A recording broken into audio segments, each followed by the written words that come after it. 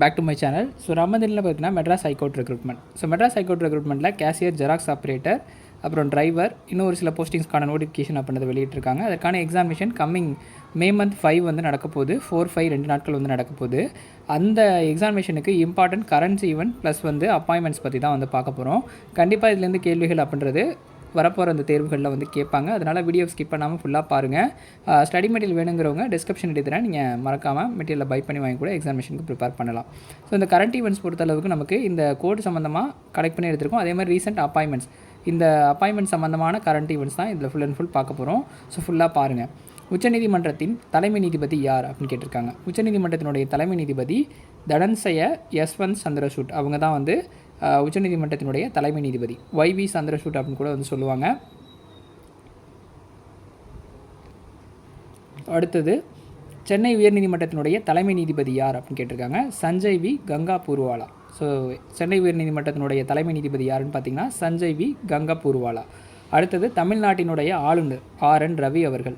So தமிழ்நாட்டினுடைய ஆளுநர் RN Ravi அவர்கள் இருக்காங்க. அடுத்தது தமிழ்நாட்டின் தலைமை செயலாளர் யார் அப்படின்னு பார்த்தீங்கன்னா சிவ்தாஸ் மீனா. ஸோ இதுக்கு முன்னாடி யார் இருந்தாங்க பார்த்தீங்கன்னா இறையன்பு அவர்கள் இருந்தாங்க. அதற்கப்புறமா சிவ்தாஸ் மீனா அவர்கள் வந்து பொறுப்பேற்று இப்போ வரைக்கும் வந்து அவங்க தான் தலைமை செயலாளராக இருக்காங்க.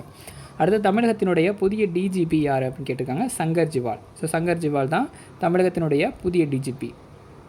இந்தியாவின் 15வது குடியரசுத் தலைவர் யார்? திருமதி திரௌபதி முர்மு அவர்கள் தான் வந்து இந்த 15வது குடியரசுத் தலைவர். இப்போவும் இருக்கிறவங்க அவங்க தான் குடியரசுத் தலைவராக இருக்காங்க. அடுத்தது வந்து பார்த்திங்கன்னா பழங்குடியின பெண்மணி கூட அவங்க வந்து முதல் பழங்குடியின பெண்மணி வந்து குடியரசுத் தலைவராக தேர்ந்தெடுக்கப்பட்டிருக்காங்க. அவங்க யாருன்னு பார்த்தீங்கன்னா திரௌபதி முர்மு.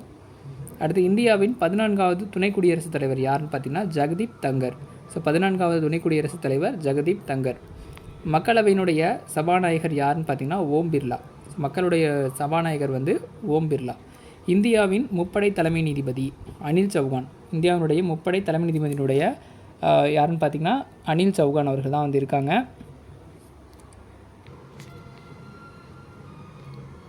இந்தியாவின் 14வது துணை குடியரசுத் தலைவர் யாருன்னு பார்த்தீங்கன்னா ஜெகதீப் தங்கர். மக்களவையினுடைய சபாநாயகர் யாருன்னு பார்த்தீங்கன்னா ஓம் பிர்லா அவர்கள். அடுத்து இந்தியாவினுடைய முப்படை தலைமை தளபதி யாருன்னு பார்த்தீங்கன்னா அனில் சௌகான். அனில் சௌகான் அவர்கள் தான் முப்படையினுடைய தலைமை தளபதி.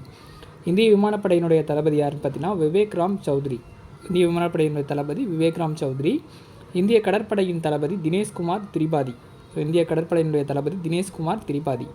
இந்திய இராணுவ தளபதி யார் அப்படின்னு பார்த்தீங்கன்னா ஜென்ரல் மனோஜ் பாண்டே. இராணுவ தளபதி வந்து ஜென்ரல் மனோஜ் பாண்டே அவர்கள் தான் இந்திய இராணுவத்தினுடைய தளபதி.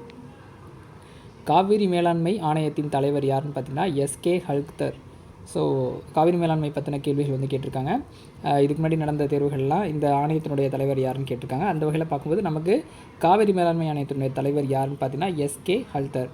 அடுத்தது தமிழ்நாட்டினுடைய தற்போதைய சபாநாயகர் யாருன்னு பார்த்தீங்கன்னா M அப்பாவு. திமுகவில் இருக்கிறவர் வந்து பார்த்திங்கன்னா M அப்பாவு அவர்கள் தான் இப்போதைக்கு சபாநாயகராக இருக்கார்.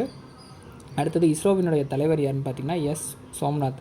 இஸ்ரோவினுடைய தலைவர் யாருன்னு பார்த்தீங்கன்னா S சோம்நாத். கண்டிப்பாக இந்த ஒரு கேள்வியும் வருஷம் உயர்நீதிமன்றத்தினுடைய தேர்வுகளில் வந்து கேட்குறாங்க. அடுத்து ஐக்கிய நாடுகள் அவையின் பொதுச் செயலாளர் யார் அப்படின்னு பார்த்தீங்கன்னா அந்தோனியா குத்ரேசு. ஐக்கிய நாடுகளுடைய அவை பொதுச் செயலாளர் வந்து பார்த்திங்கன்னா அந்தோனியா குத்ரேசு அவர்கள் தான் வந்து ஐக்கிய நாடுகளுடைய பொதுச் செயலாளர். அடுத்து நிதி ஆயோக்கினுடைய புது தலைவர் யாருன்னு பார்த்தீங்கன்னா PVR சுப்பிரமணியம். ஐக்கிய நாடுகள் அதாவது நிதி ஆயோகத்தினுடைய புதிய தலைவர் வந்து PVR சுப்பிரமணியம். இந்திய ரிசர்வ் வங்கியினுடைய கவர்னர் சக்தி காந்ததாஸ்.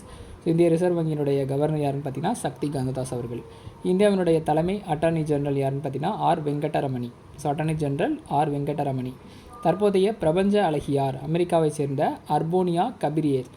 ரீசெண்டாக வந்து நடந்து முடிந்த உலக அழகி போட்டியில் வந்து அவங்க தான் தேர்ந்தெடுக்கப்பட்டாங்க. அர்போனியா கபிரியேல்.